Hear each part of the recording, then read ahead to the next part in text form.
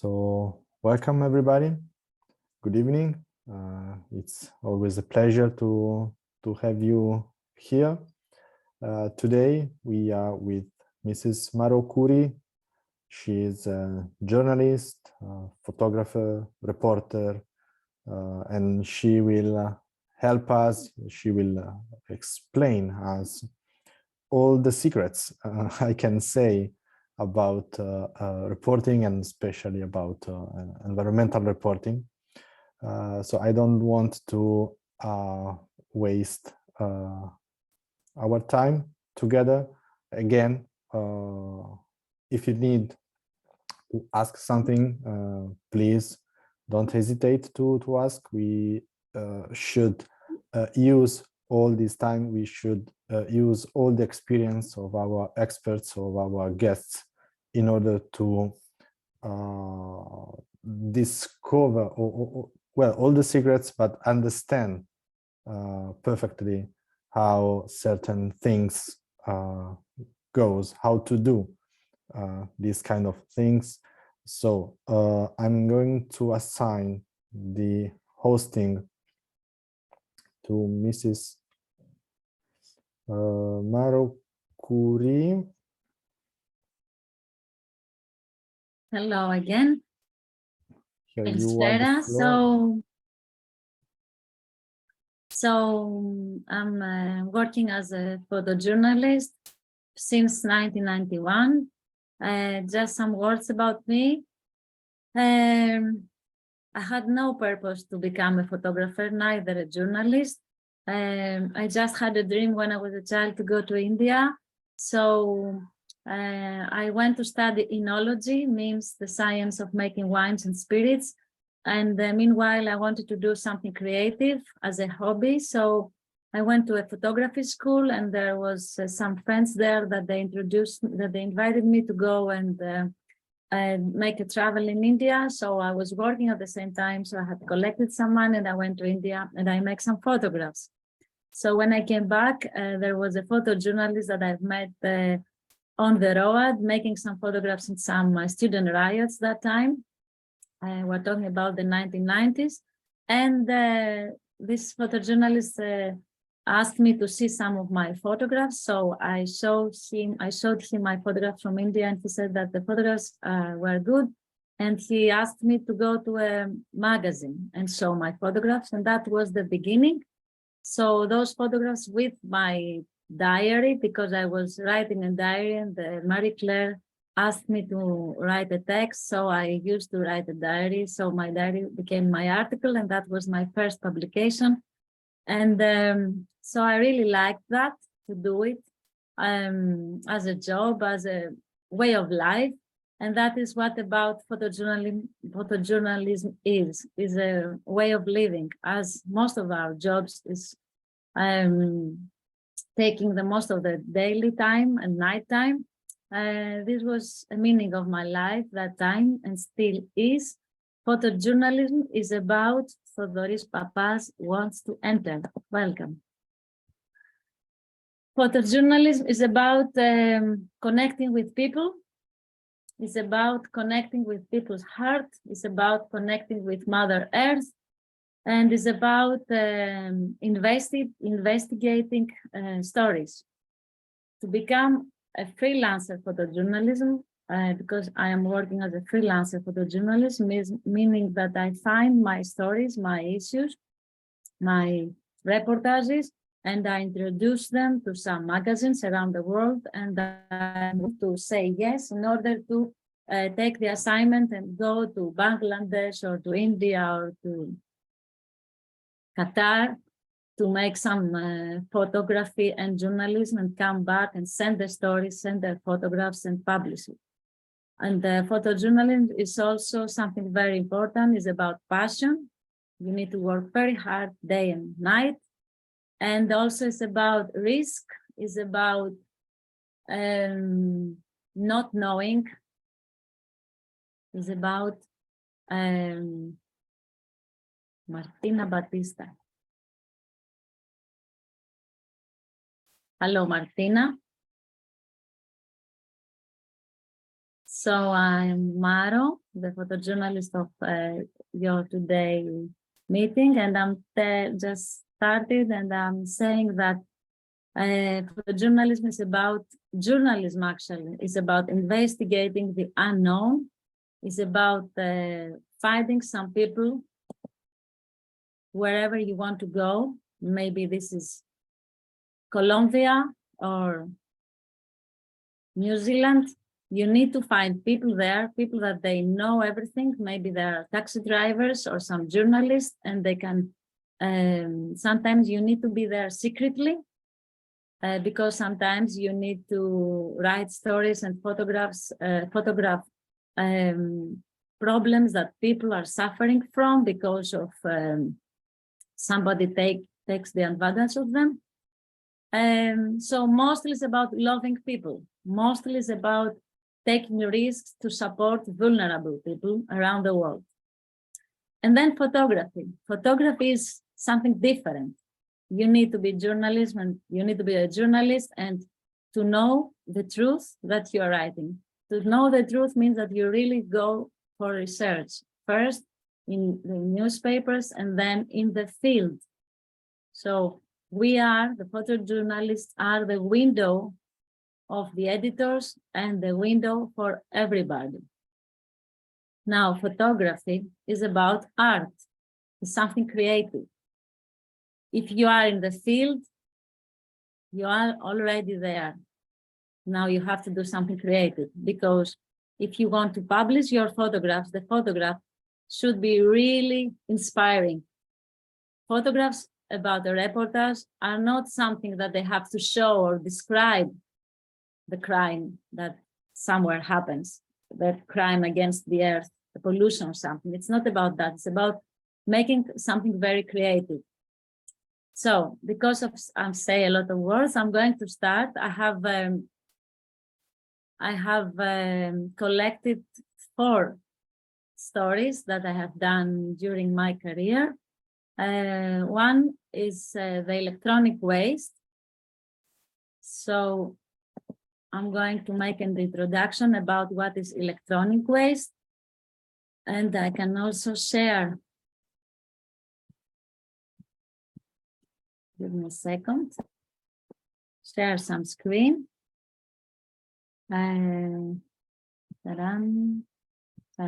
screen. Here we are.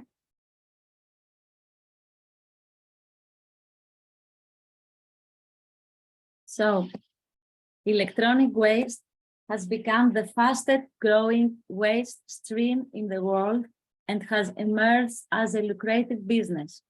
The environment developed nations dump e-waste, electronic waste, in developing Asian countries, such as Asia and Pakistan and China and Bangladesh. I was in India, in Delhi. The way they made it is illegal. India receives as much electronic waste as it generates internally, approximately 400,000 tons each year.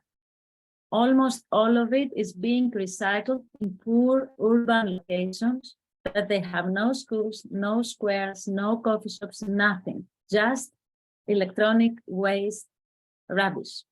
Electronic, like tons of little hills of electronic rubbish.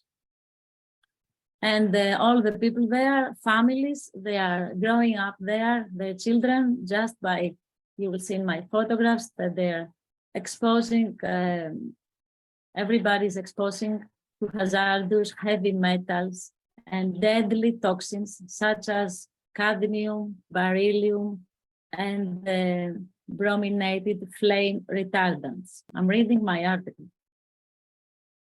Almost all electronic and electrical appliances like computers, mobile phones, iPods, refrigerators, washing machines, televisions, everything that we just throw it to the ecological, let's say, recycling garbage, most of them, they illegally go to those little neighborhoods of India and Bangladesh, China and Pakistan.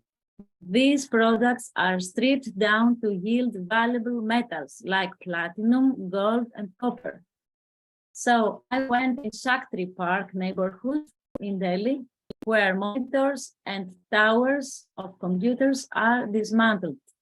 I had to wait some days, to see the green light in order to enter to the restricted recycling ghetto of Mandoli, where they specialize in the dangerous work to bath the motherboards with acid and to obtain metals for €1 per day. So I am in this little neighborhood with a family. Can you see the photo? What Yes. Can you what see is the it? photo? Yes. Yeah. Yes. I cannot see it, but I will see it. Okay.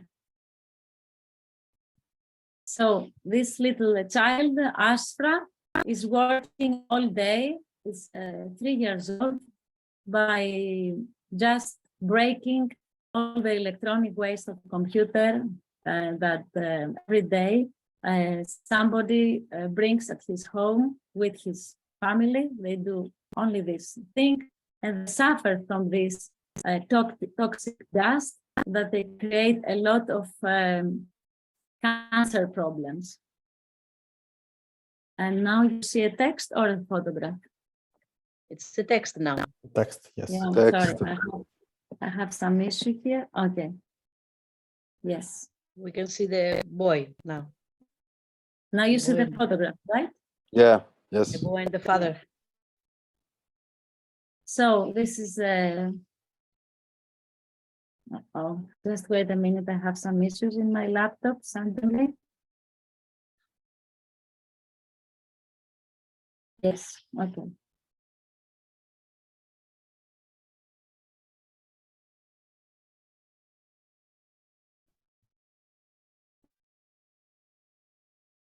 The child seems ill, no, this one.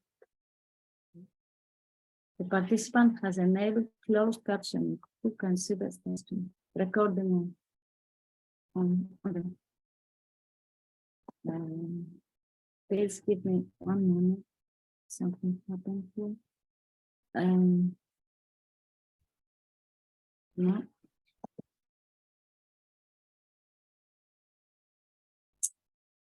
Where?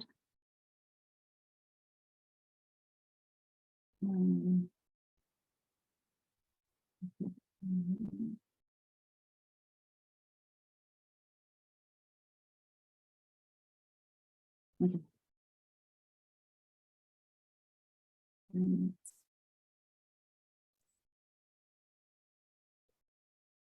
Now we see the child alone, and now the child and the father. Yes, I try, but something happened to my computer. My God. Okay, so we go. So I was living there for 10 days in this little neighborhood. And now you see the order. I'm sorry about that. I'll try to fix, but something goes on.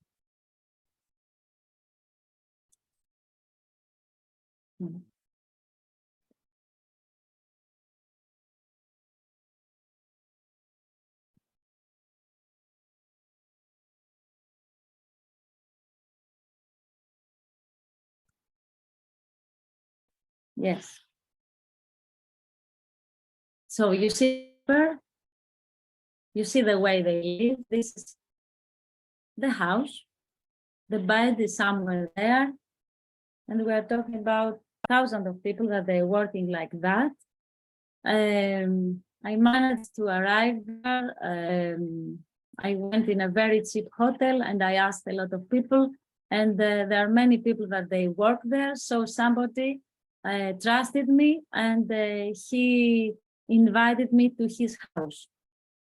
So that's the way we go. We try to let the people trust us. And we have to trust also the people. And I always write all the names and all the way of life that people do, all the information that I can collect from the field. And then, the reportage flows from one house, maybe you go to another house, maybe you go to another village, and that's how it goes. And I'm always with my camera.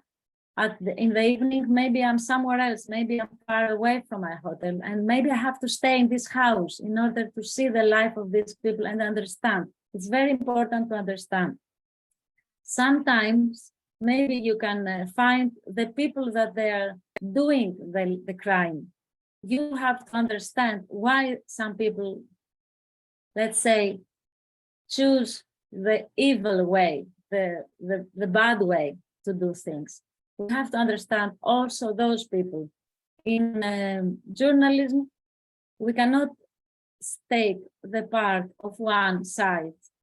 We have to understand both sides because we are all human, and sometimes all of us, we can make mistakes.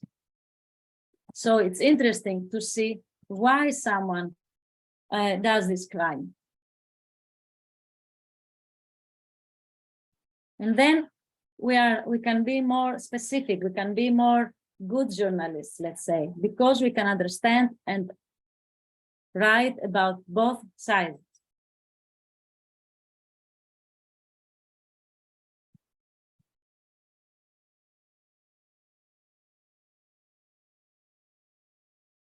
Can I ask something? Yes, please. Do they work in their houses? Do they Yes. bring the monitors in their houses, or is All it a those factory? places that we see now are houses. Okay. They grow up, their kids, in these rooms. That's why I started the story with kids. That's why they have a lot of health problems with cancer.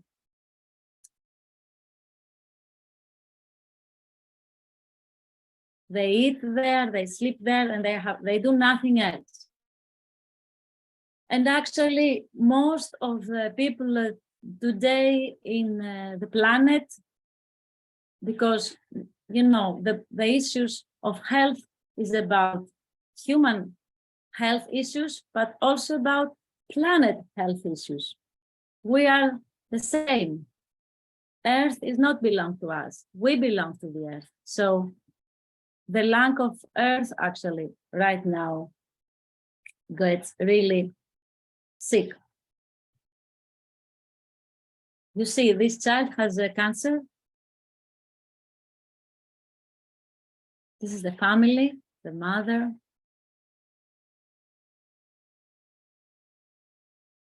The young girl that is working, she tries to find the silver from the motherboard. Later, that I will show you a Roma camp below Acropolis Temple in Athens that they do the same. So this is the little city that I was in Delhi. It's very interesting for those who would really like to become a photojournalist. It's nice if you can include in your photographs some details of the culture, of the home, of something homey that is there, something human. For instance, in this photograph, we see in this, how we call this, deneke, this thing, the olive oil, you see the Krishna, the Hindu God. If you understand what I say, please, if I'm a little bit difficult to understand, to make you understand, just ask me. Because I always have a little bit of stress when I present myself and my photos. So this is a home of the family now that, because, okay, first of all, they collect all the motherboards and all of the electronic waste, and then they clean it and they take them to some acid, liquid of acid. And this is the most dangerous thing. This is very illegal and dangerous. So this family lives just 1 meter by the acid barrels. Her daughter, and this is the son of the family with the barrels of acid, where they put the motherboards and all this electronic waste to collect the metals for some euros per day.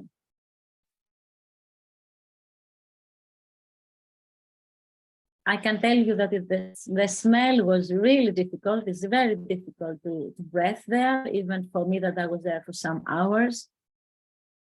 And this is the photograph that I give as an aid to my photographic story. I was there for some more or less 10 days. I did a lot of photographs, and one other factor which is very important for photojournalism is the edit, meaning to select the best photographs and then to make a row of the photographs to make the story and to send them to a photo editor of a magazine or of a festival or of an exhibition.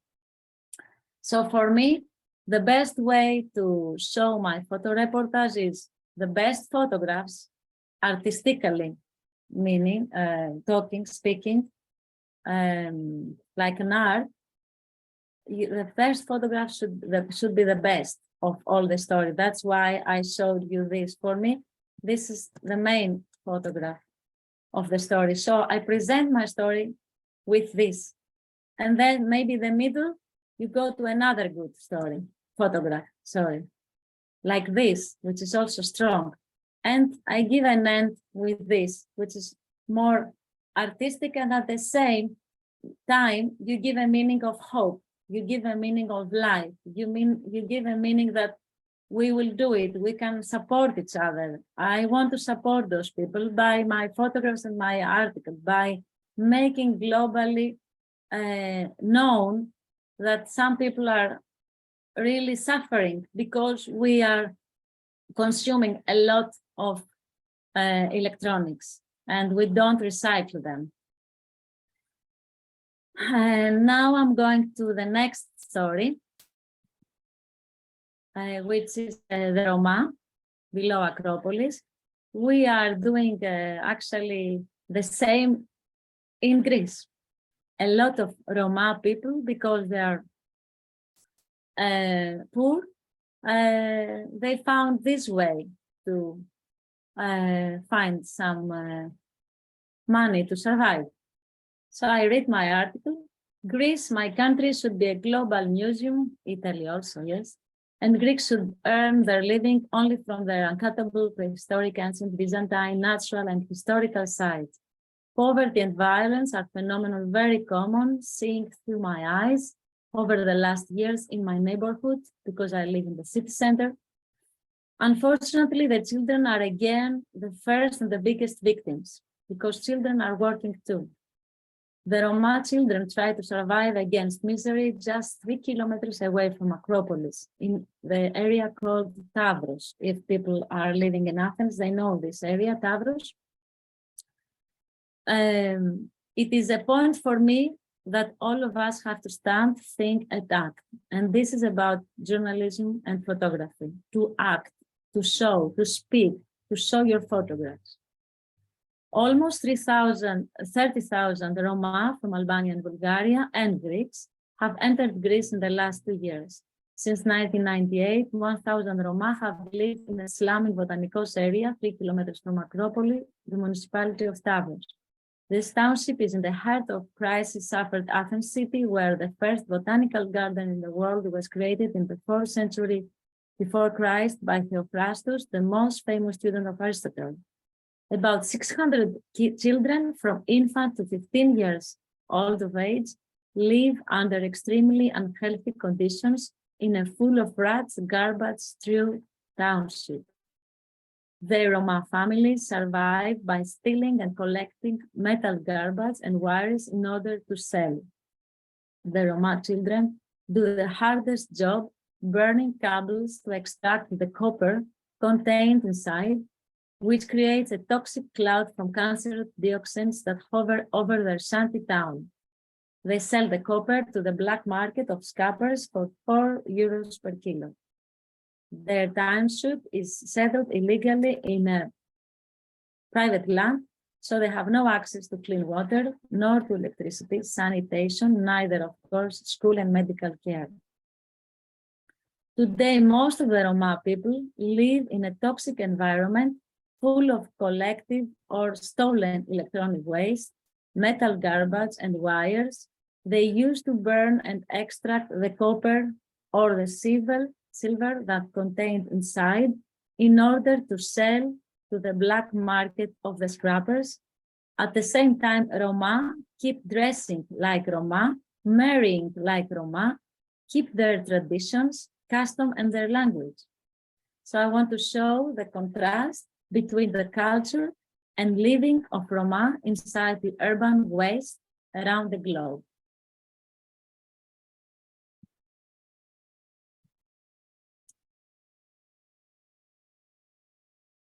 So this is another child of 3 years old who lives in this city of scrap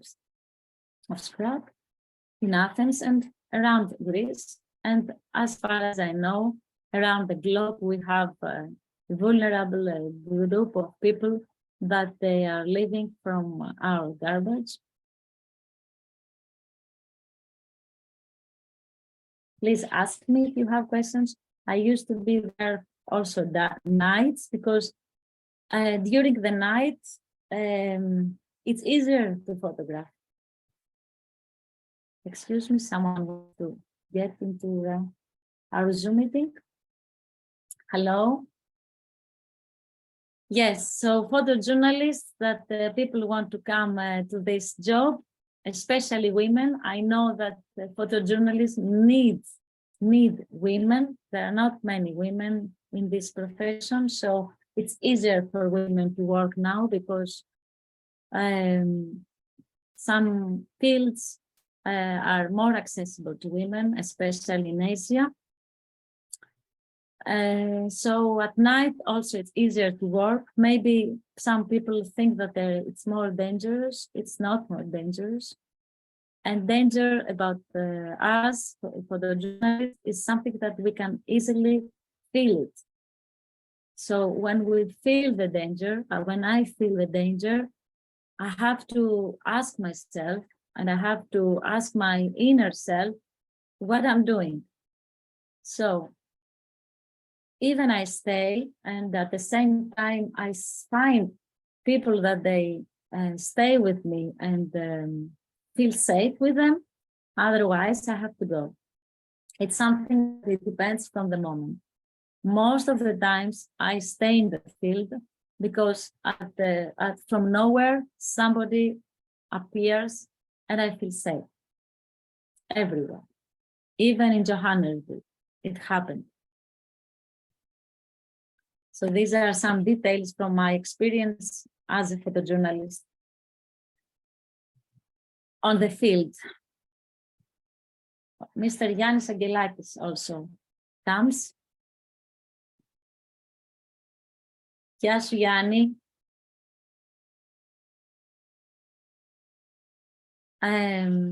For the people, for the students and participants of this meeting that they just came, I want to introduce myself. I'm Maro Kouri, and I'm working for the last 40 years as a photojournalist around the world. And now I have already show a photo story with the electronic waste in India, and now I'm showing another story of photographs, a reportage that most of those reportages had global awards. And this is a story from my country, Greece, and is about the vulnerable group of Roma people who are burning electronic waste and cables in order to find some euros by collecting the silver and other metals when they burn those cables and all the electronic waste that they collect or they steal. And it's not about, criticizing them. It's just about showing the reality and trying to find ways to support. I want to tell you that there are many different ways to touch a story as a journalist. But sometime when you write the article, all these ways you collect, you put them in one article. So we can talk about the pollution of Mother Earth, because this is very toxic. What is the smoke of all these cables is very toxic, no, for the air. It's also very toxic for the people, and it's also we're talking also about the child labor. And of course, we are talking about a crime because somebody gets a lot of money from this around the world. Otherwise, we would not suffer from those crimes, because it's crime and it's illegal. So we have to find all the ways why this happens, how this happens. So if we have to talk about the children labor, we have to say that some children have to work to support their families. Even my father was working when he was a child to support his family, because he grew up meanwhile the war, so the family was not very easy to survive, and he had to work. So it's not so bad for the kids to work, but somebody has to support school for those kids. So if the kids work in the day, in the evening they have to go to school. So we are very responsible because we are governments. And as photojournalists, we have to talk about this and we have to write about this, that we are responsible for schools, for all the vulnerable kids around the world.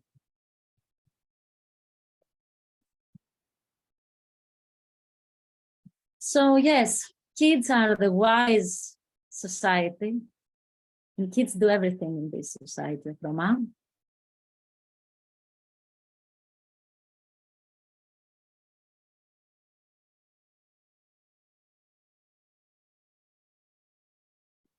The last years, I also make a lot of photographic workshops, means that I organize some workshop of photography around the world.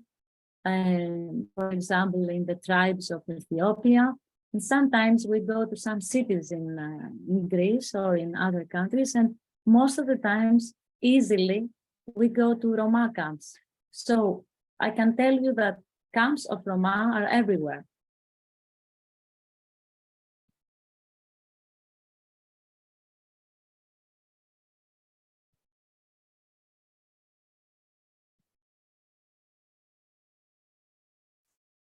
Maybe it's something that somebody of you would like to do as a photography story.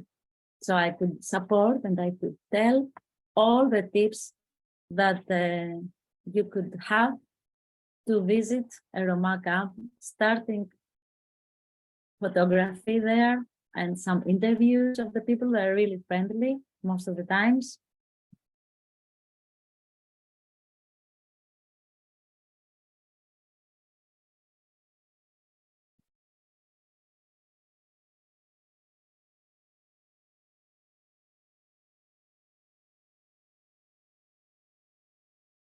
So this is let's say, one of the three bosses of this Roma camp.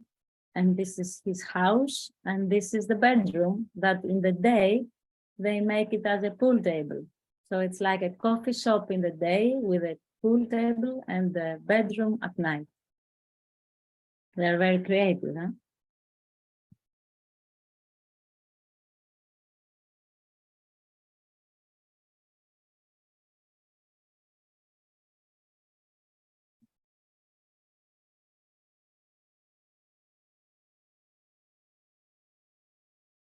So you can see the Acropolis at the end.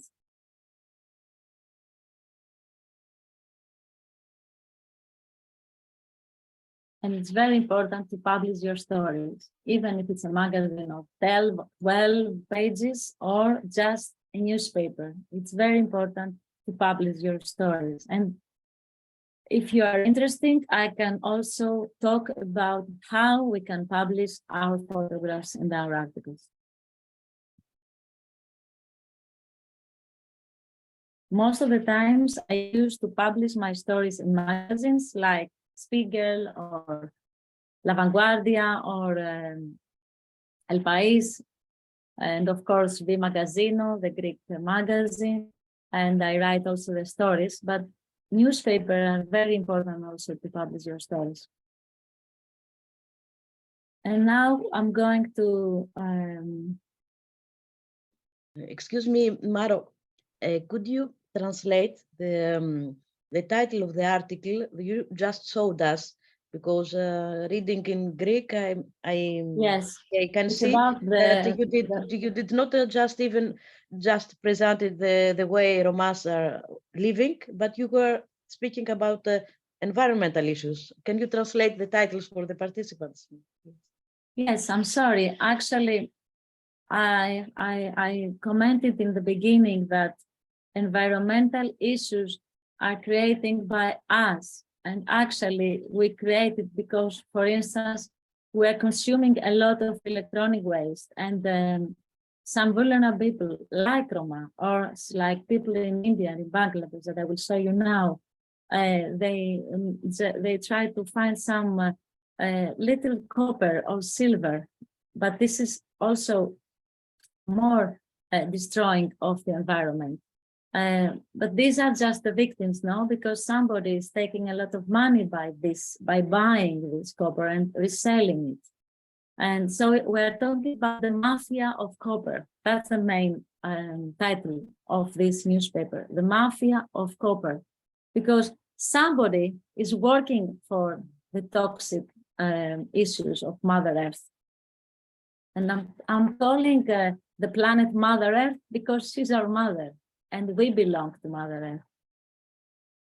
So the title here says the mafia of copper, toxic bomb in Botanicos. Botanicos is the area of Athens where we have this scrap city and where we have all these cancer substances because of the electronic garbages that those people are stealing, or they can just find it in our garbage outside of our houses. And this happens, of course, because we don't, G8 countries or even Greece, we don't have neither one green factory. Means that there are NGOs, like in India where I went, I found an NGO, and also in Greece there is a department in the Greek Ministry of Environment that they try hard to settle a factory that they're recycling legally and clean. And those vulnerable people like the Roma could find job there. So they could earn money doing something legal and clean for them, for us, for all the planet. And the issue is that I don't see this factory built it. I can see a lot of solar energy factories in Mother Earth, but I don't see any factory in Greece or in India that is settled to support the health of Mother Earth and of the vulnerable people. So these families do the recycling job, the dirty job. That's the Yes, point. and the illegal job and the crime job. It's about the crime. This is a crime that the kids do for them, for us, for Mother Earth. That's the truth. And we have to talk about truth here.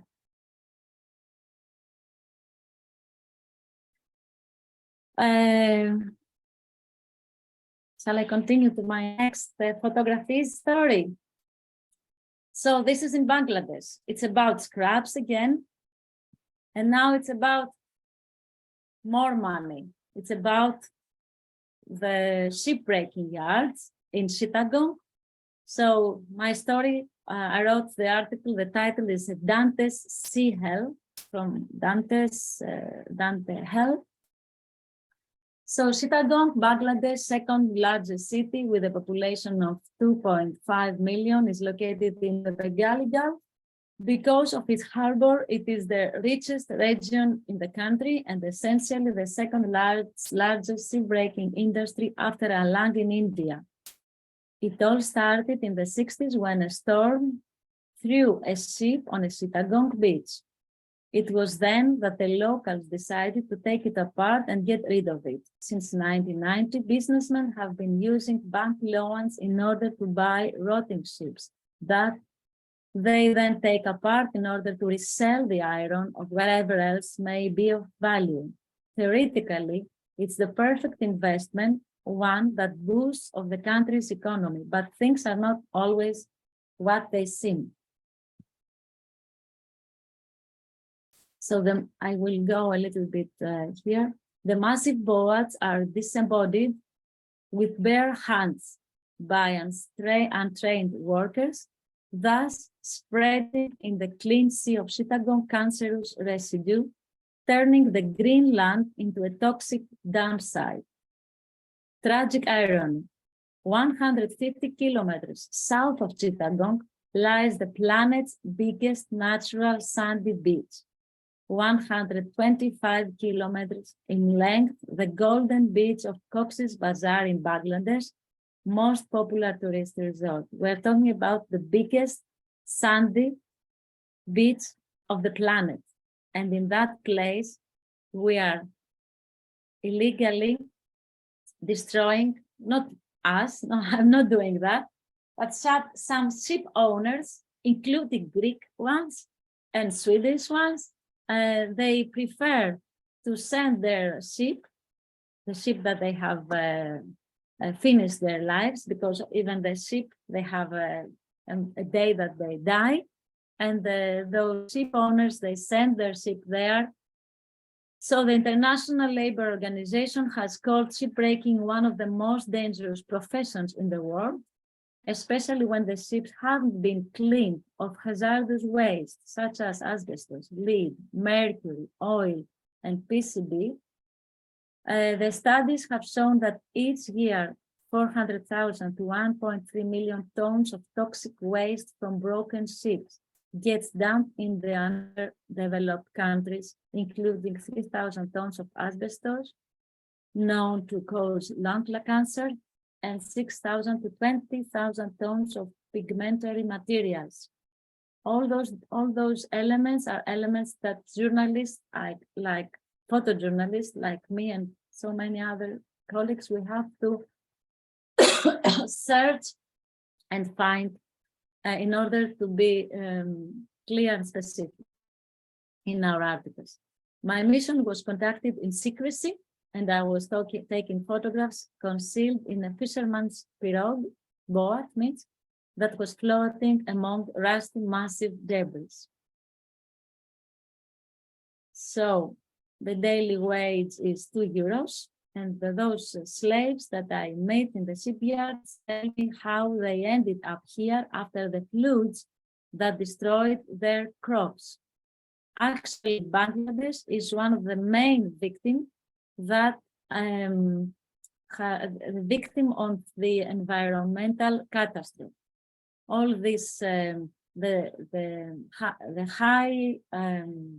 increasing of the temperature and all these differences and changes, actually, the changes that we have in planet Earth the last decades, they create a lot of environmental problems, especially in Bangladesh, and especially floods. According to Greenpeace, 20% is under 15 years old of age of those people that they work in the shipbreaking yards. The cutters who cling to the ship to slice it apart earn 3 or 4 euros a day. Nobody wears a mask or gloves or shoes or even a uniform. There is no access to drinking water during the work shift, even with the temperature reaching 40 degrees.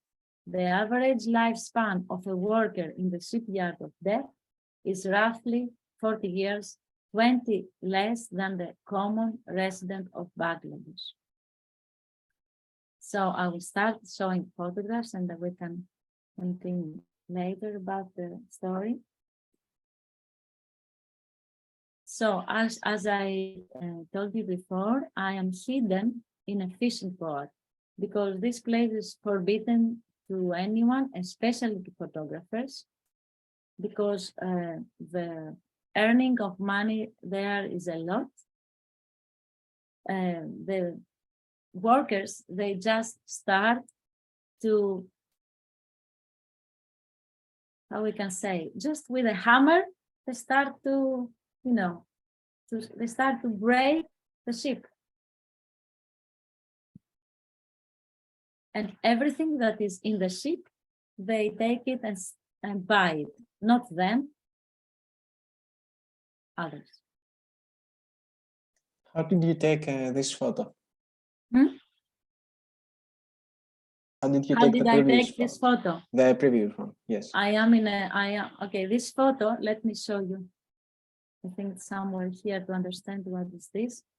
So I am in a fishing boat with a telelens. I use the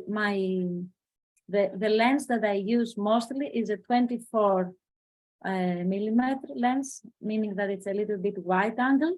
But for some jobs, some assignments like assignment that you have to be in a secret assignment, we need the telelens. Like so here, this is the wide angle lens of 24 millimeters, and now I use my telelens.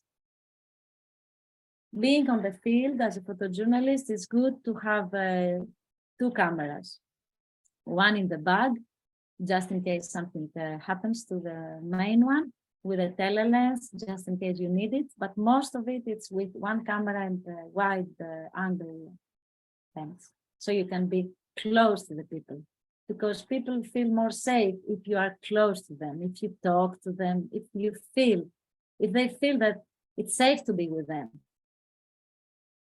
Even the criminals, it's better to be close to them and talk to them and ask them that, you know what, I really want to understand why you do this. And I'm not going to show your face, or I'm not going to talk about you or your name, but I have to understand what happened and you took this bad way of living. And they do understand. And some of them, they want to say what happened to their lives, and someday they do the crimes. And that's, I repeat, that's journalism. It's not just by being angry about the crime and just writing from your anger. You have to understand both sides and photograph, if it's possible, both sides. Being human. So the fishermen also do their job in this toxic water. It needs less than a month to destroy the ship, only by a hammer. And now the Greek friends, we can see that this is a Greek ship. I'm sorry to say that, but it's about Milos, Piraeus. So it belongs to one of our Greek ship owners.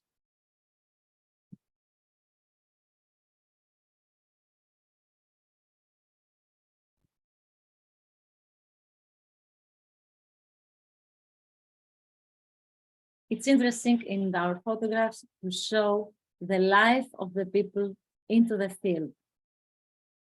So you see that it's not an industry that people are living far away, but it's about an industry, well, an illegal, toxic industry that people live in.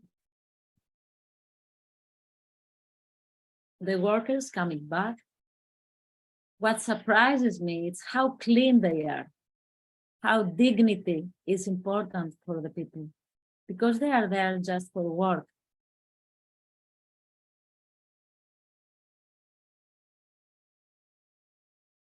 So with a wide angle, it's very interesting because you can show both things. You can see, you can photograph one thing on the right and something else on the left, and you can show the contrast in your photograph,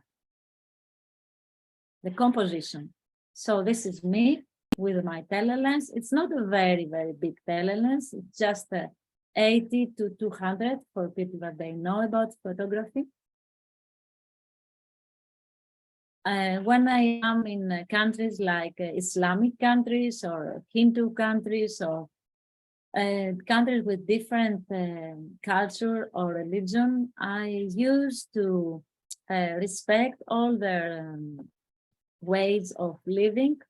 And in this way, they can respect me and they can respect that I respect them. So I'm more into their life.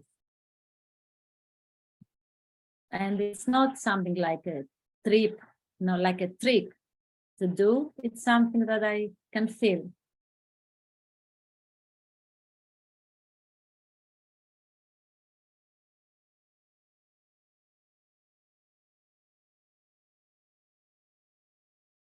So you see the paradise at the end, no? So this is a paradise. The beach starts here. We have a little river here, but this is the place where the ships are going.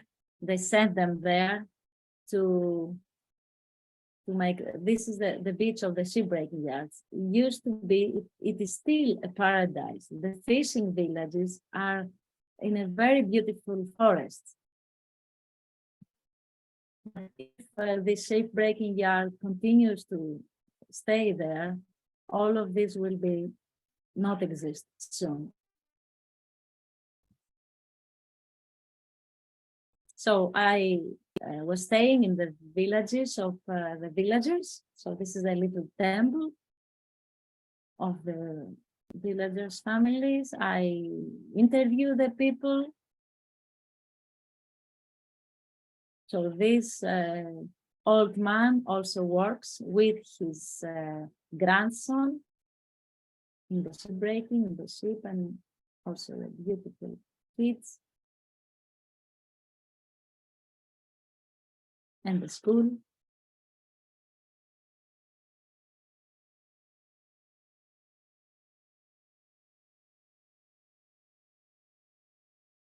So this woman, her name is, what's her name? I have noted somewhere.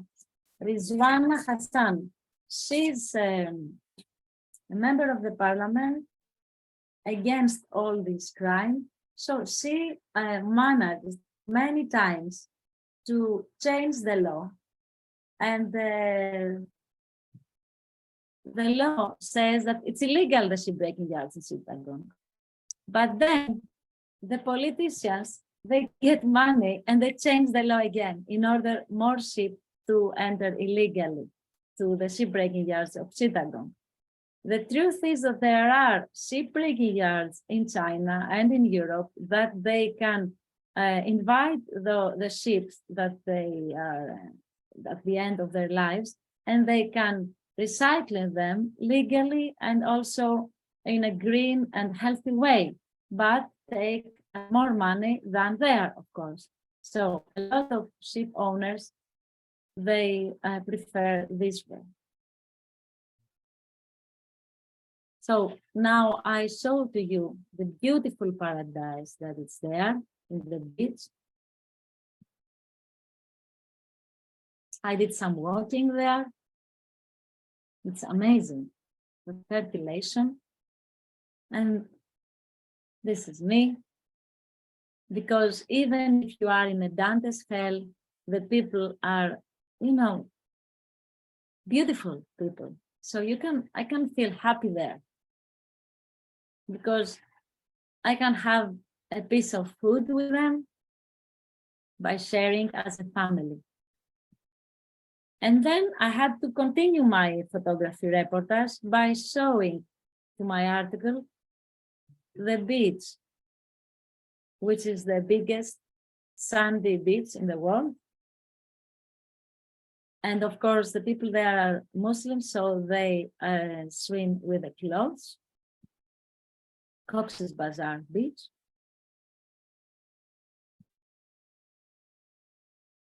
And in this photograph, I want to show you how close I want to be with the people. photo. So if you have questions, especially people that they just came, please ask me.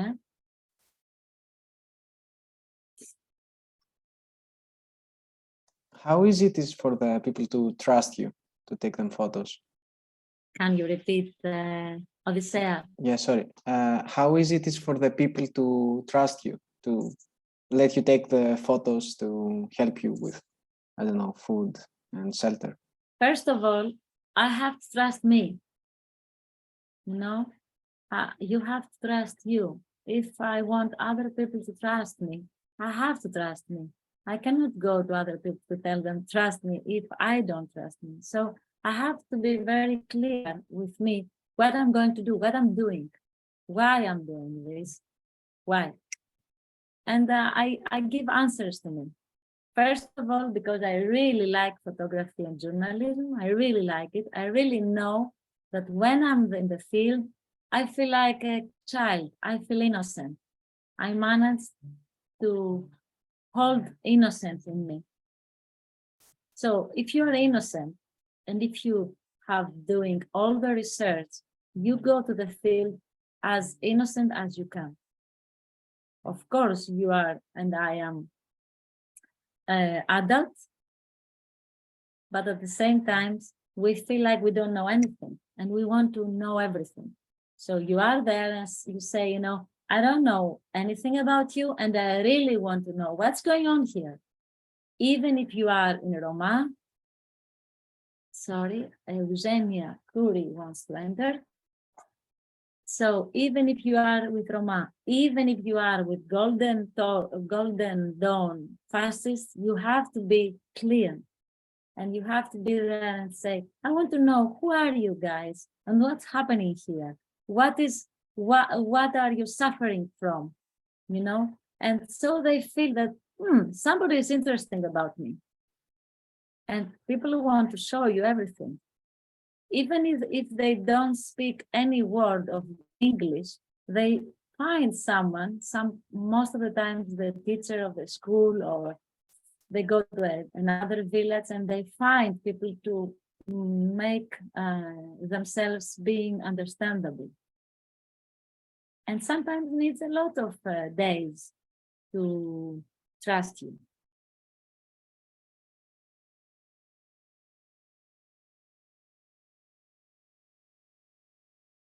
But from the moment that the trust is there, then everything is open. And I'm telling that we need always to take care of ourselves. Most of the people just came. Okay. I mean, you are not playing there. You have to be taking care of yourself always. You have to smell if something is in danger. You have to smell it. You have to have a lot of instinct. The instinct is very alive for the journalist, and also to be very focused. If you like a photographer, you have to be very focused. Where are we now? So most of not always, we have to write down with whom we talk, where are we, and what those people do. So every photograph of the photographs that you already see till now, they have captions. And this is the most important detail of the job of photojournalism after the photograph. So first you go to the field, okay, you go to Chittagong or to Cox's Bazar, those beaches that are very connected, and you make photographs. And you are as an artist there, you know, it's like you draw or you write poetry, you just feel inspiring. You do your work as an artist because you are in the field. You don't have to do any investigation, you just photograph. And when you finish photographs, then you have to drink a coffee with the people, and then you have to learn everything about them. So since you know everything about them, then you write down the caption of each photograph. And the photograph maybe has you know, just a board with a beautiful paradise. But if the photograph is nice, means that somebody will publish it because the readers will find interesting the photograph. So they will stay in the page. They give attention at this page that the photograph is published. And then they will read the caption that is there. I will tell you about this woman later. They will read about why this girl is scared. What's happening in this school? What is this school about? And then you can write, this school is in the village of fishermen that they die every day because the father of this young girl, whose name is that and her age is that, and her father just passed away from an accident that happened to the ship because this her father was trying to work in the shipbreaking yard, was trying to break the ship, but the ship was not clean, had a lot of gas, and there was an explosion, and he killed because of an accident. But it's not an accident, it's a crime, because everything is illegal there. So the information is given in the caption.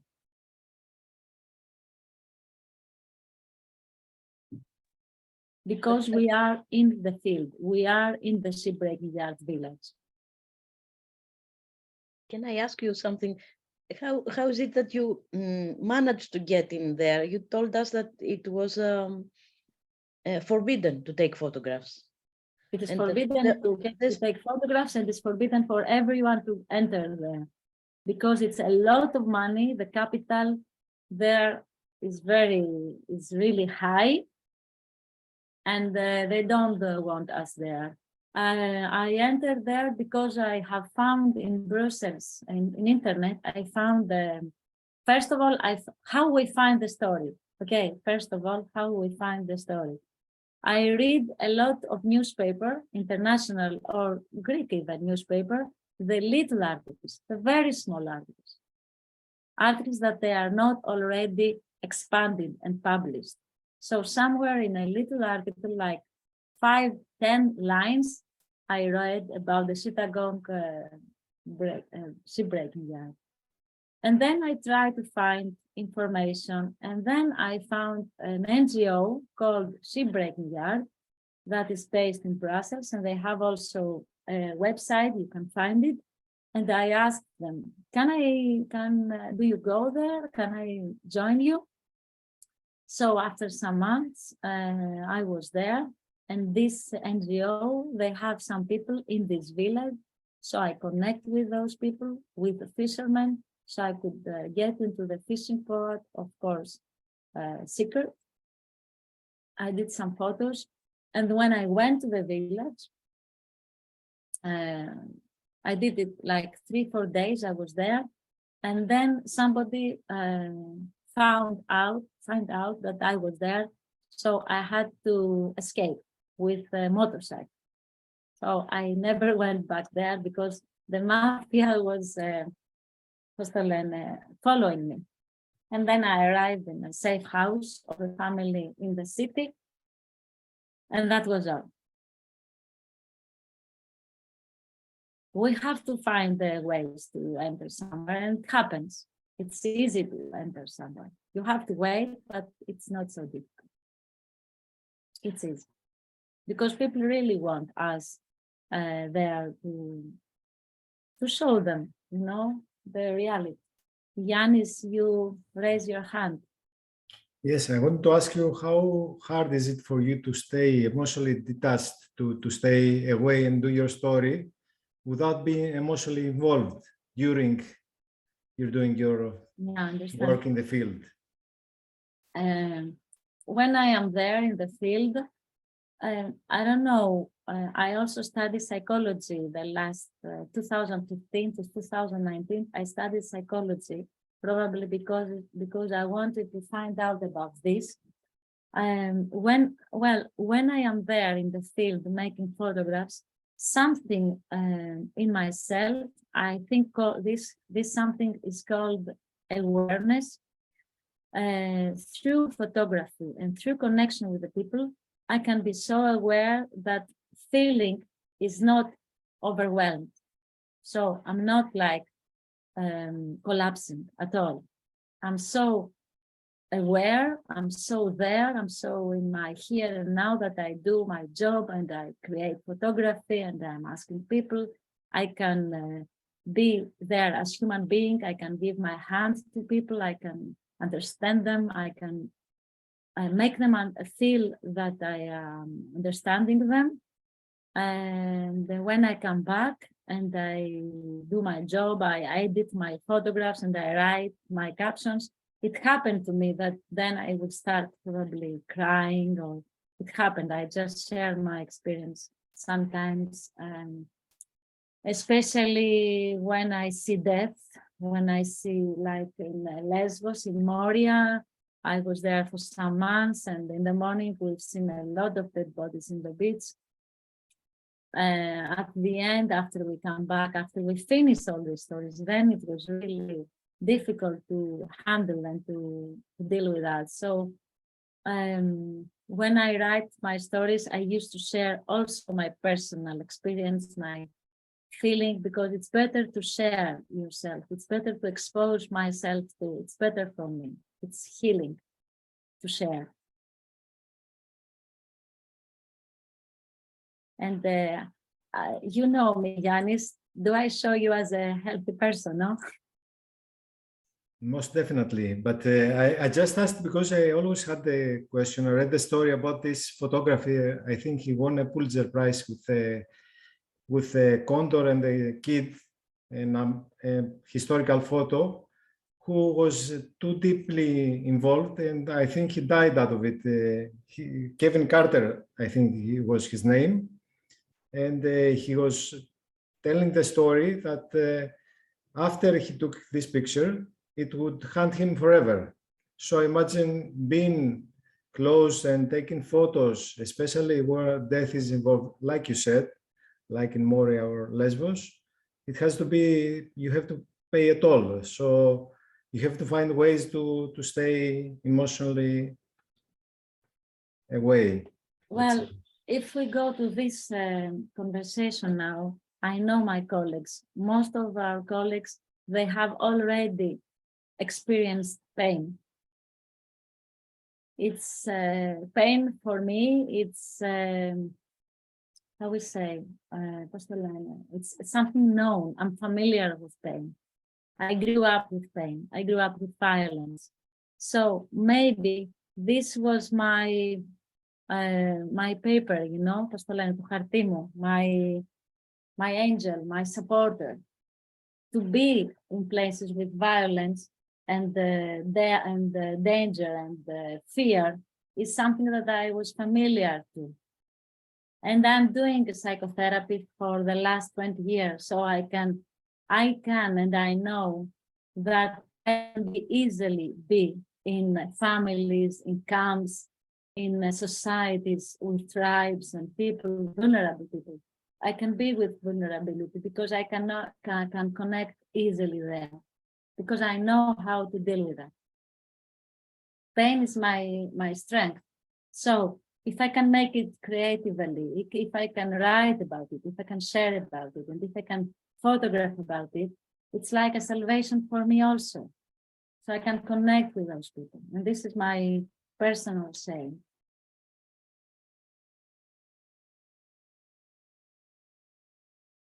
And I know that the colleagues, when we talk about it, if they don't talk, it's difficult. We have to talk, we have to share, we have to go for psychotherapy. We have to share, we have to go for asking for healing. Because otherwise we do only the job and we come back and we are alone, or we have just a fake relationship. And life is also beautiful. Life is also dinner with family and friends. Life is not only pain.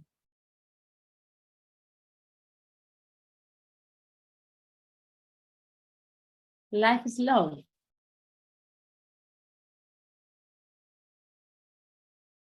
So we have to find love. And then we can have peace. And then, well, I don't want to talk like, you know, But I think that's why I do that. I enjoy being with those people, and actually, it's the treasure for photojournalism. I cannot do photojournalism in Brussels. No, everything is so typical there, and everybody's foreign there. I mean, people are not connecting. They are not together. They are not in togetherness. So we have to find the golden line to have both, you know, substance and spirit and healthy, and yeah. I don't know if I gave you some answer to this. I mean, pain is in our life. We cannot escape from pain, so we have to deal with that. Otherwise, we stay alone in our office working, and I don't want to be a job victim. I did it a lot. But we have to study. We have to be educated. We have to take care of ourselves. We have to update our spirit, our education, our mind, our heart, our body, till the end. That's my I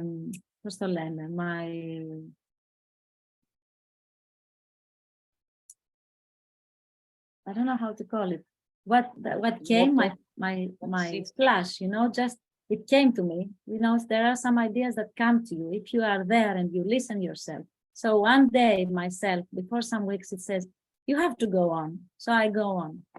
I have to study new things. I have to do photography, and I have to write stories, and I have to do my life. Everybody has to do that. Should I continue with my next story? Yes, I suppose you say yes. So we go back to Greece. Okay, first of all, I want to tell you that there are many stories about environmental. Everything is about environmental. For instance, the albinos in Tanzania. It's another story that I've done, and this story had won the global award. And I'm not going to show it here because I think that there is no time, but I just want to give you a message about environment photojournalism. I went to Tanzania to photograph the crime against albinos. What criminals do there, they slaughter the albinos to sell their limbs, their hands and their fingers. Who buys the limbs? People that they need good luck buys the limbs. Who are those people? In Tanzania, people were living from gold. You know, the earth there had gold, but some companies bought the land and they took all these gold sources of the land of Tanzania. So the people that they used to deal with gold, they went unemployment, and they were a lot. And they asked the traditional healer, the traditional healer of the village, what should I do? And this traditional healer said, well, buy the limbs of albino people. So that's how it goes. You understand? Because of an environmental issue of the gold of the earth, we have crimes. It's all about actually, everything is connected.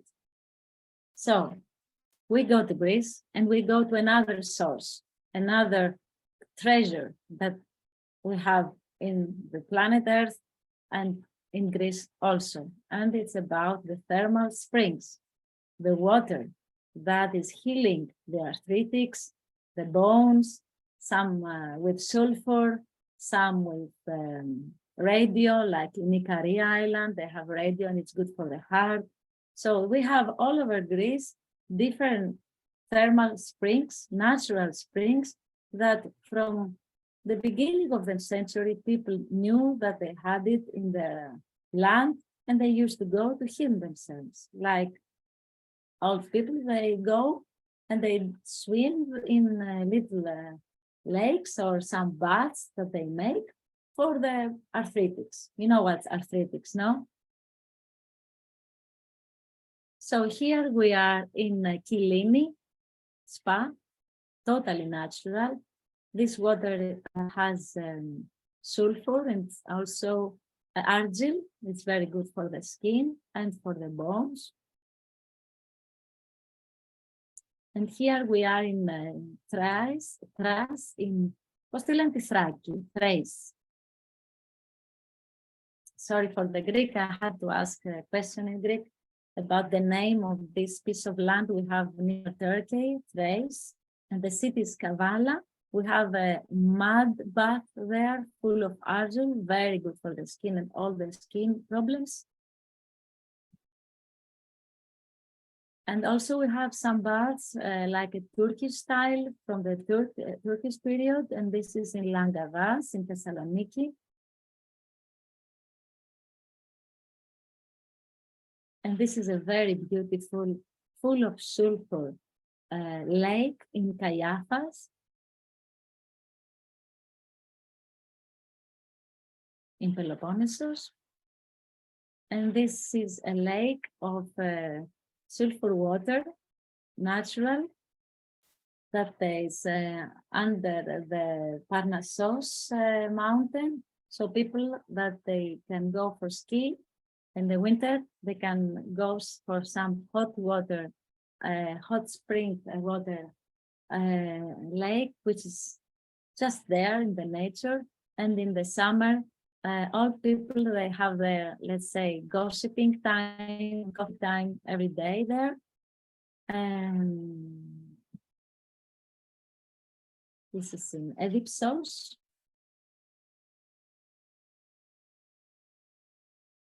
For me, it's really nice to be with old people.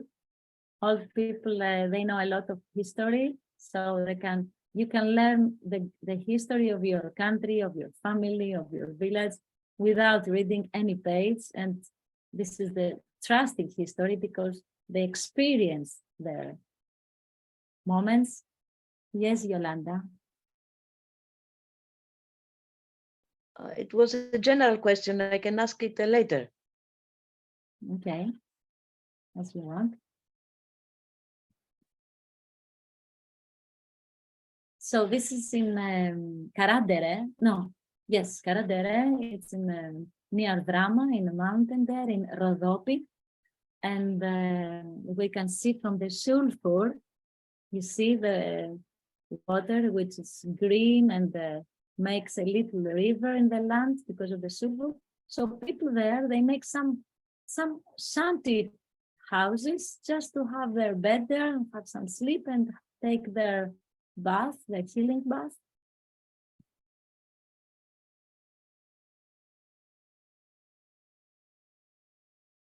And here they have made some private bathrooms. This is in Karditsa. And now we go to some hotels that they take this thermal water and they make pools where also all people can go and have some gymnastic and some thermal baths. I want to share with you how I did this story.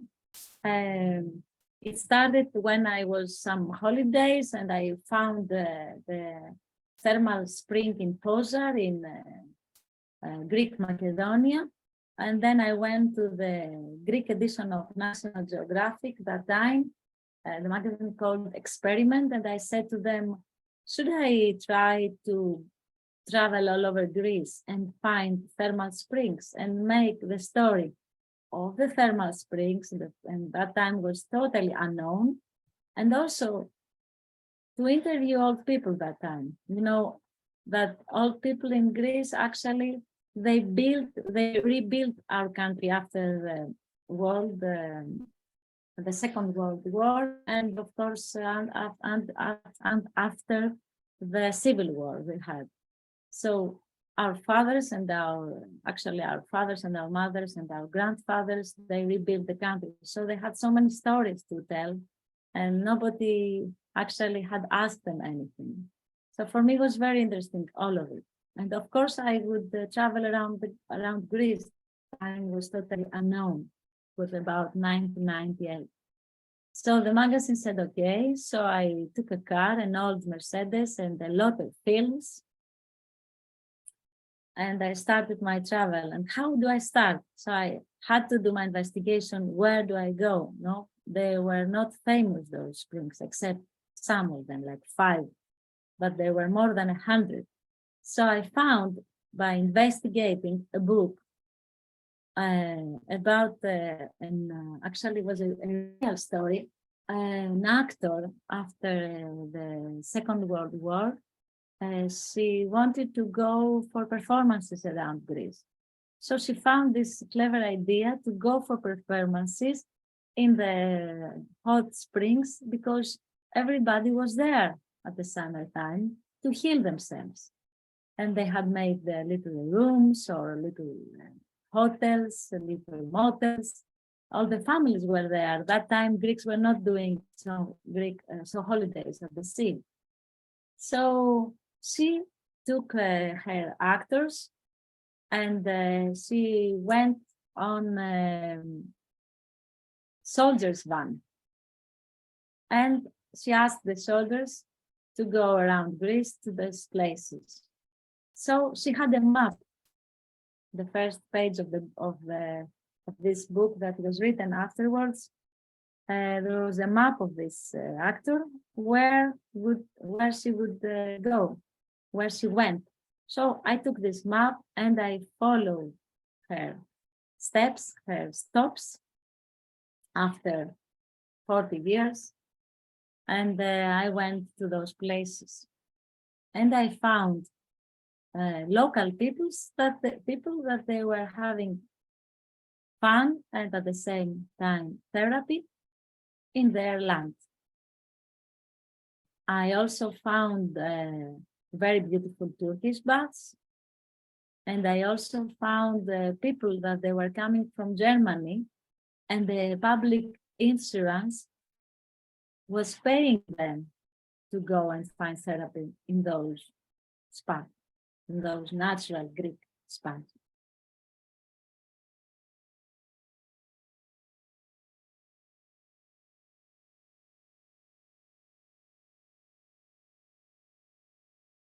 This is an ancient spa, an ancient thermal bath. And some of them, they had, let's say, built the therapy centers. So in this spa, it's in Smokovo, where they can breathe the substance of the water in vapor in order to heal all the throats and all the issues that they have, like asthma. The thing is that all those healing centers, which are and were public or municipal, they were never renewed. They were never renovated. And this is something that we have in Greece, that we don't use to renovate our municipal or our local centers. And then, they fall and they are abandoned. And then somebody is coming, they buy it and they make it a luxury center. And then it's impossible for the locals to find the therapy there. And we're talking about their land, so they don't have any access to these waters.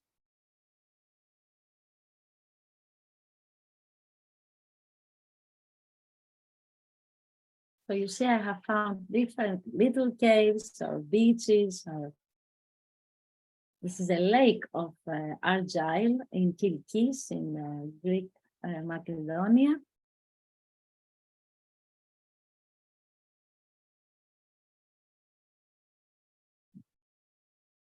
And this is in Thrace, the Pomaks, the Muslims of Greece near Turkey.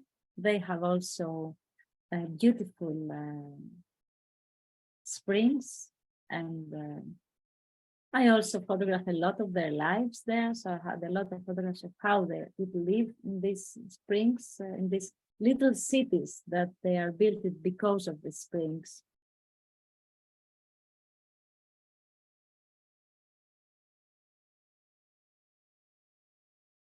This is in Pozar, in Evesa, another city in Greek Macedonia.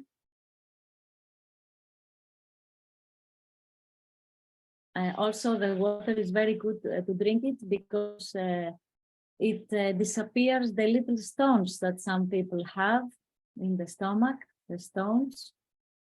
And this is a photograph that I made in the city of the springs in Pozar, where the old men and women that they were living there for 15 days maximum, they had to do the therapy for 15 days, so they stayed 15 days, 2 weeks. So they were asking themselves for something to do in order to have fun. And they found the idea of making a wedding. So I think that somebody found the dress for the groom, and the costume of the groom, and the dress for the bride. And this bride, actually, she's a woman who who is unmarried, and the man is married to the woman who is close to him. Actually, the real couple is the one on the left, and they make a big wedding all together, all the people. They had a party from the morning that they were dressing their bride by singing to her traditional clothes, and the men they were with the man, and with also all the customs that they used to do. Until the end, they did the wedding in the little chapel of the city of the hot springs in Pozar, and they had some Greek yemista, stuffed tomatoes from the man of the restaurant as a wedding dinner. And I was there, so I was the photographer of the fake wedding.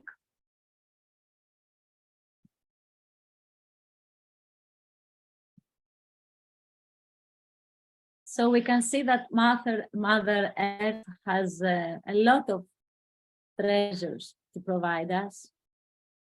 We just have to keep them safe instead of industrialize them. This is in Mytilene. This is in Ipati. And this is in Thermopyles, natural one. So that's my little presentation about environmental photojournalism. And please ask me, otherwise I want to give you an invitation about the photojournalism workshop. I have some ideas for all of you to go for, especially for the students that they really want to do use photography for environmental journalism. So Yolanda, Yes. you have. Okay, Yes. thank you. I was wondering how easy is it to share your stories? This last one, it's let's say a positive story about the healing power of nature. And I imagine that you can find journals or media that would like to share it. But the others were controversial stories. The Yes. first one you showed us about the recycling of monitors in India is a very powerful story that is through the photographs. And it's a controversial one, and it's shocking what we see when we throw our monitor. in our green bin, we feel that we have done our duty. We are okay. We have respected the environment. We do not wonder where these monitors go after. Well, I'm sorry to interrupt. How can you find? How can you share? Are there media that are willing to share your stories? These controversial stories. Okay, thank you for asking. First of all, I know that my electronic rubbish and all the recycling rubbish, even if I throw them to the blue, blue The bin. bin. Yeah. Well, at night I saw the workers that they come to clean the bin. They put all the bins together, right? We know that, all the Greeks know that. And I think that there are very, very few countries in Europe that they do really recycling. We know that. We have so many people from Bangladesh, which are environmental immigrants.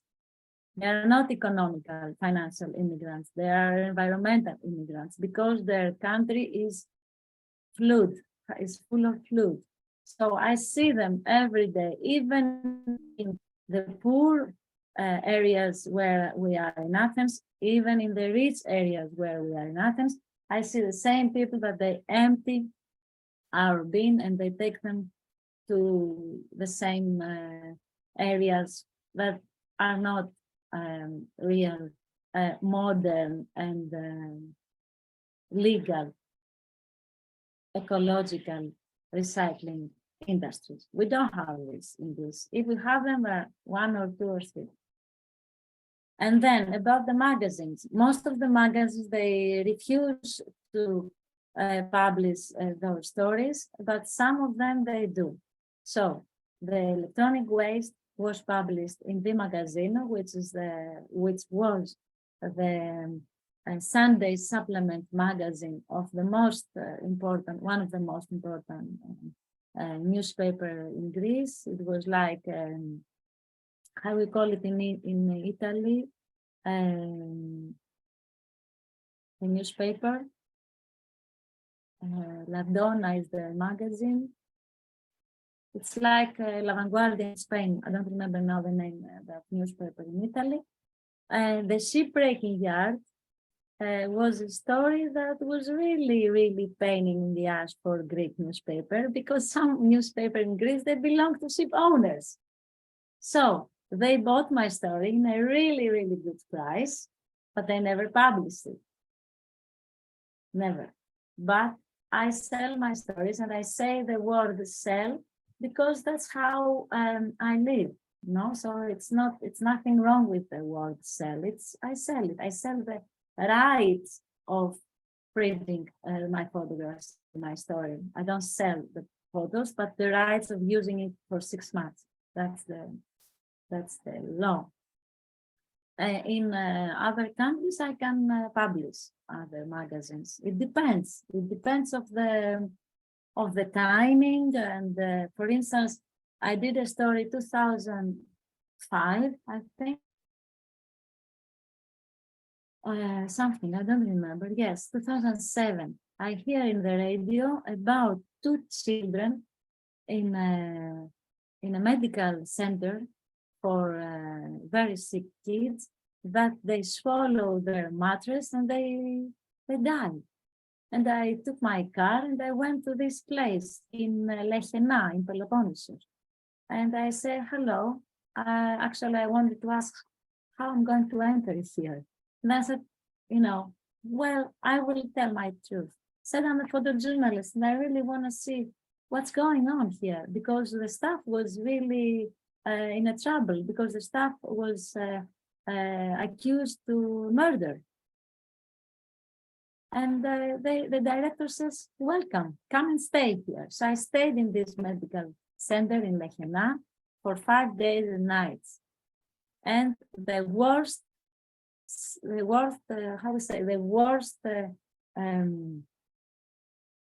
diseases, they throw them there. in this center, in Lechena. I stayed there for 5 days and 5 nights, and I saw children that they were not children, but they had something like syndrome Down, but worse disease. I mean, that was a place for scientists, actually. So people that they could be more than 30 years old, and they were feeding the women there, the nurses there, they were feeding them with a bottle because there was no special care to teach them how to eat with a spoon. And some of them, they had at the same time psychological issues that they were giving a very strong hit to their head and they could kill themselves. So the nurses, they made some wooden cages in order those kids not to die, not to kill themselves. So if I was there as a journalist, just like that, and make a photograph of this cage, I would publish my photograph and I would accuse the staff that they had this cage for the kids. But then I would be a wrong journalist. So my duty is to find out the truth as more as I can. So I need to investigate and stay in the field for days and nights to understand. So the truth is that this medical center had no doctor at all there. There were 80 sick people there, 80 kids and 22 nurses. The nurses had no education at all. They were women from the village that they could find job there. The only thing that those women were giving to the kids was something like motherhood and care. They did what they knew. They couldn't do anything else. There were no specialists that they could learn those kids to do something with their hands, like how we call them, job therapist, or there was nothing.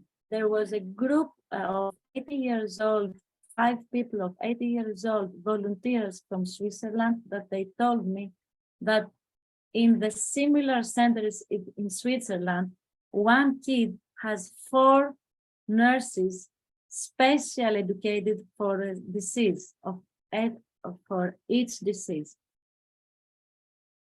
There were kids that they had, the nurses, they had, how we say, put a rope to their hands in order not to kill themselves. So I could do a photograph and I would say, oh, those in this medical care, those people are doing this. But then I could understand that they couldn't do anything else. This story, nobody wanted to buy it and publish it in my country. I went to everybody and I was very famous that time. I was very famous because they were giving me assignments to go everywhere to bring stories, and they did not want the story. But that time there was the first media online, Protagon, that they could not pay that moment, but they asked me if I have something to give for them, like an old story for free. And I said, this is what I'm going to give you. It's in my website, marokouri.com, and they call it the alchemist, I call it the alchemists of love. And actually my story is not about the kids, but it's about the people that they work there and they give their best to make the kids survive. And the kids are happy. So after some years, BBC found my story. And BBC came here, they asked me to be with them, they paid me, and we went with BBC by bus to the city of Amaliada, which is around 3 hours from Athens, because BBC is a national channel, so they didn't want to, to ask money from the citizens. So we went by bus. Can you imagine that? So we did the story, and then was globally, if you go to BBC, you will find it. So it was globally known. And then we had made the request to people to find a way to support 2 kids that they were there in the medical care in this medical center, only with those kids had only syndrome Down, meaning that they could be out of the cells and they could go to school. And because of BBC, we managed for those kids to go to school. So then the TV channels of Greece, they said, can we show your photographs? You understand how it goes. But definitely our story, there will be a time that it will be published. I had all my stories published always, except this one that was published after some years. So I support photojournalism even with the most painful stories. Because pain is something that we all have in our lives and we can connect with them and we can connect with this and we can support people. And also photography is something creative. So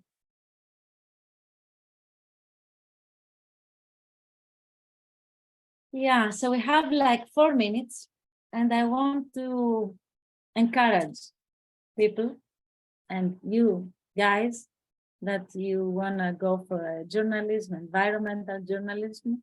And I want to introduce you. I don't know if I will have another meeting with you unless you really want. But nevertheless, I can ask you for the next, let's say 1 or 2 months that we are going to be together. I can give you my email and my phone, so you can also connect with me with WhatsApp or Viber. I would welcome you to make a journalism and photography story where you are, in your city, in your village. It could be, something very, very easy. But it's very beautiful to make it photographically and also connecting with the people, learning their stories and giving your report. It's something easy. And I can also tell you how you can publish it. How can you write your captions? How can you write your personal story? Because articles now is about sharing our stories. You see, that's how it goes. So if you really want to have an idea about that, you can connect with me. And if you need, we can have another meeting and I can see your photographs and I can give you some feedback of how you can do it better photographically. The main tip is to use wide angle like 28 or 35 or 50, but not more.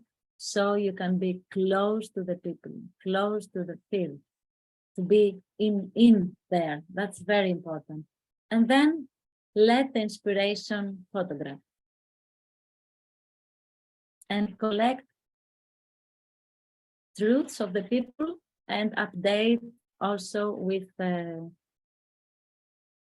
how we say, newspapers and press, not yellow press, of course. Yeah.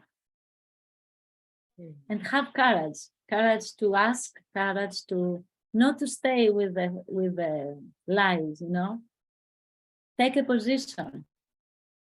Take a position always, in my house, in my neighborhood, in my flat, in my city. I have to take a position. If I see something that I feel like it's not fair, take a position. That's about journalism, first of all, take a position. Thank you, Maro. I think you're organizing a photo reportage trip in the Middle East. I'm organizing a photography workshop now at the South Ethiopia, which is so green, still fertile, at the Omo River, where virgin tribes live there, that they are totally nude and they are decorated with roots and fruits and animal bones. So yes, 24th of February to 3 of March, we will be there. You can find a lot of information in my Facebook page, Maro Kouri. So yes, welcome. And I have also many workshops. I try to share all my experience as a photojournalist in workshops. I really like it, and I do it very good, people say. I can communicate with students a lot. That's the feedback.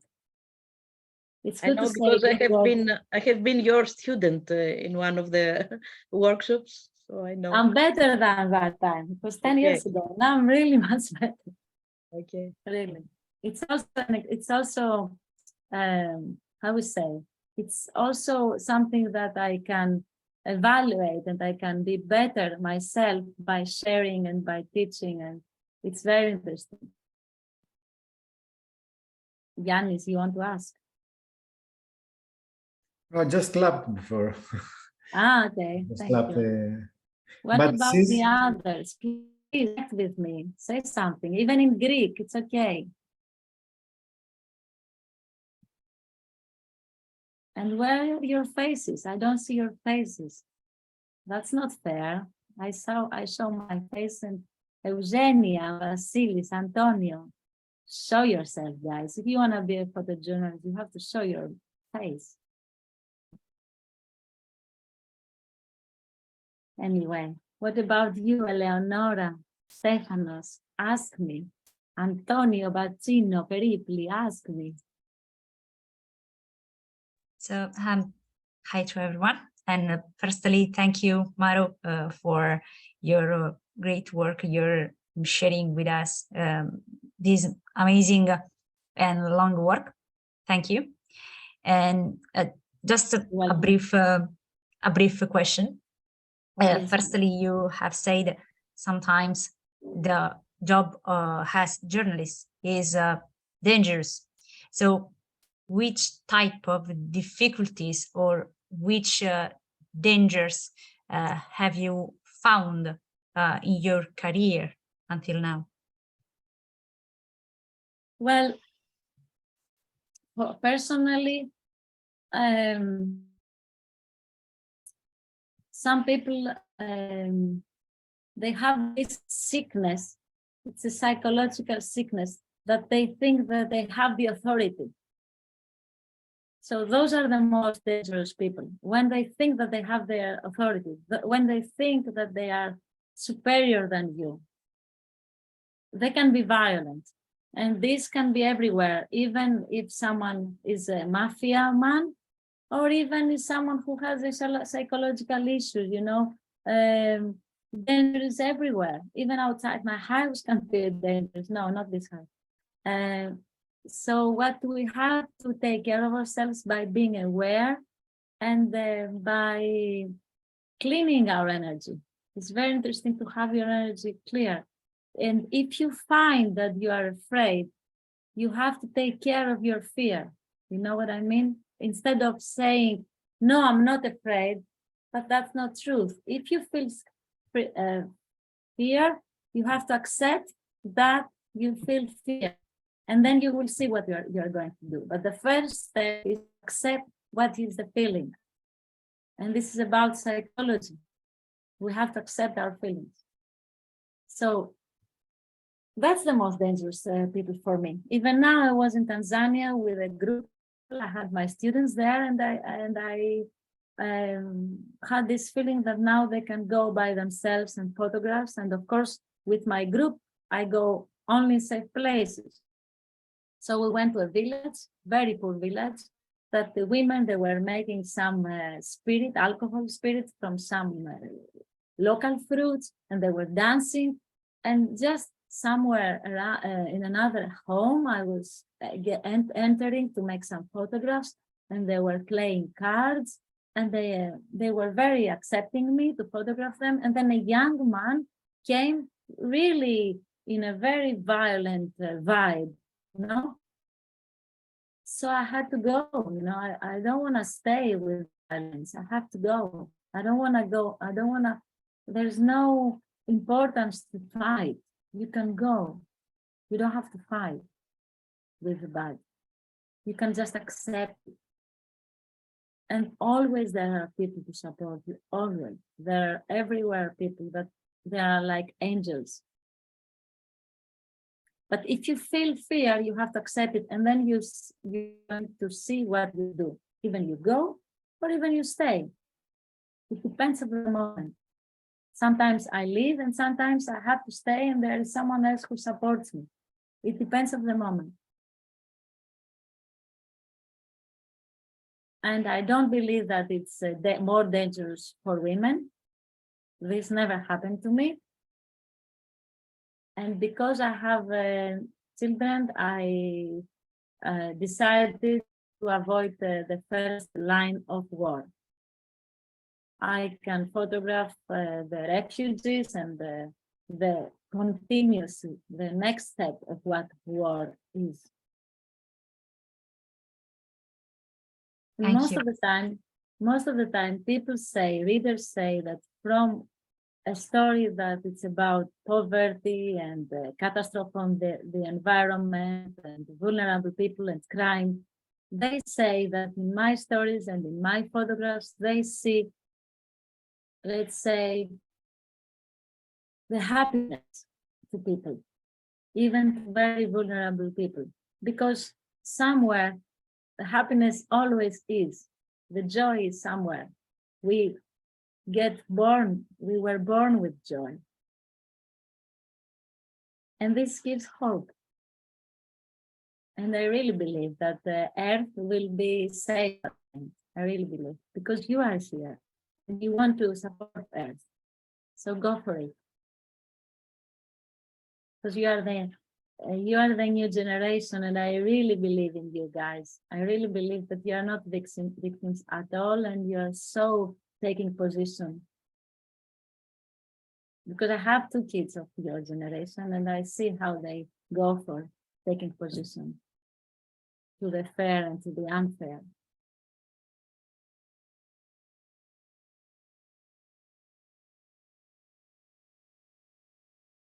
Thank you, Maro.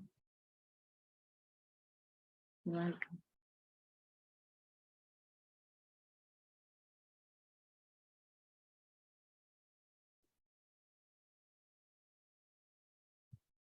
So, are you in to make photography issue, each of you, or both of you, maybe in couples, if you live in the same city? For the water, for the square of the city, for the energy of the city, for the vulnerable people, refugees or Roma of the city. How do they work? Do they live from our waste? Everything is about environmental issues.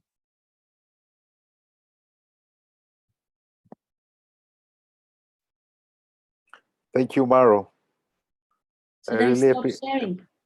appreciate your pictures, but also your attitude.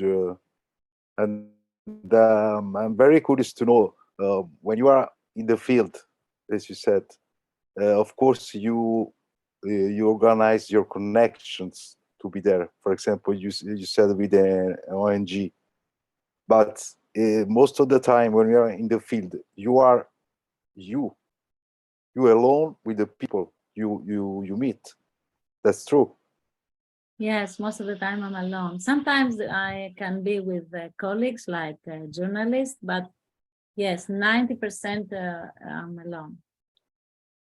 That's the, I think, very interesting thing. Actually, aspect of the. I'm not alone. I am with myself. Yeah, And it's really good company to be with yourself. Yeah, not alone. You're right. And also curious, how much you prepare your We work have to prepare. before going there. Well, Not a lot. personally, I'm lazy. Personally, I'm lazy to do a lot of work. I prefer to be in Bangladesh and do the work there. I prefer to be in a very cheap hotel in Dhaka, be with the people and do my investigation there, even by internet, instead of being here, you know. I do the basic here. Okay. And I do all the job there, actually. That's my personal thing, you know. Some people, they do all the investigation at home in the city. Me, I prefer to be there because I can investigate everything and I can ask, I can ask people. Like now I was in Tanzania for a workshop with my students, some people. Actually, the workshop is open. Everybody can come, even with a mobile. We can do good creative photographs, even with a camera of mobile. So I was there and we had a breakfast in a very nice village in a home hotel because we prefer home hotels.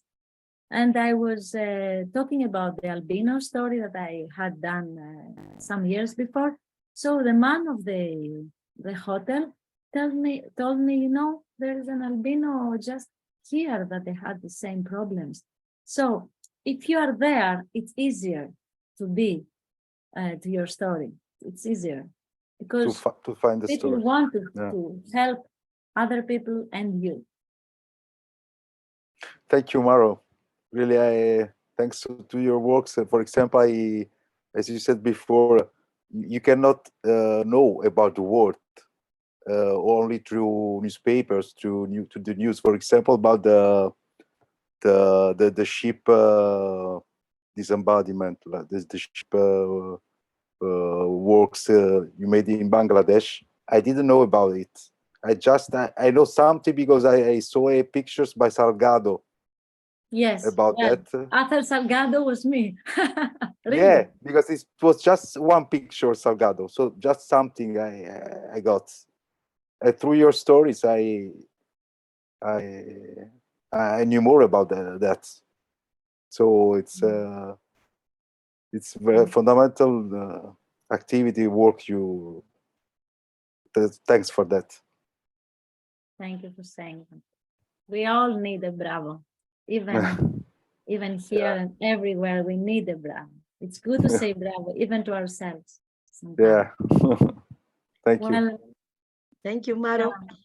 I think we have to say goodbye now. Thank you very much for your presentation. You're welcome. Thank you for the invitation and thank you to all. Now, we know that you are available to join if we have questions when we prepare our own photo reportage the next months. Okay. I write down also here how you can find me. Most of my photographs now are in Facebook. Okay.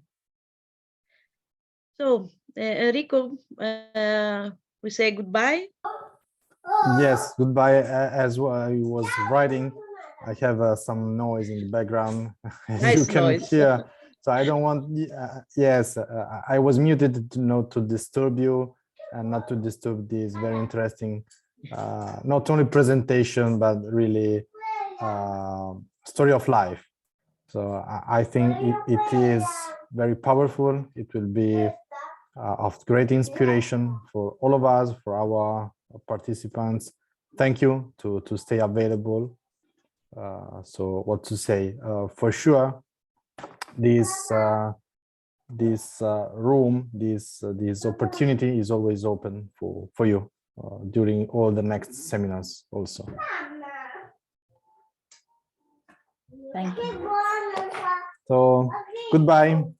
Enjoy the holidays. Yes. Grazie. Happy Grazie. holidays, everyone. See you in Grazie. the new year. Grazie Thank Maro.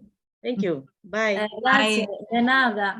Ci hai raccontato la Ciao, storia. ciao, buonanotte. Ciao, grazie. Buonanotte. Thank you. Ciao. Spaghetti. La mia volo me carro. Bye. Merry Christmas and a Happy New Year. Ok, Merry Christmas for you. Ciao. Grazie. Merry Christmas.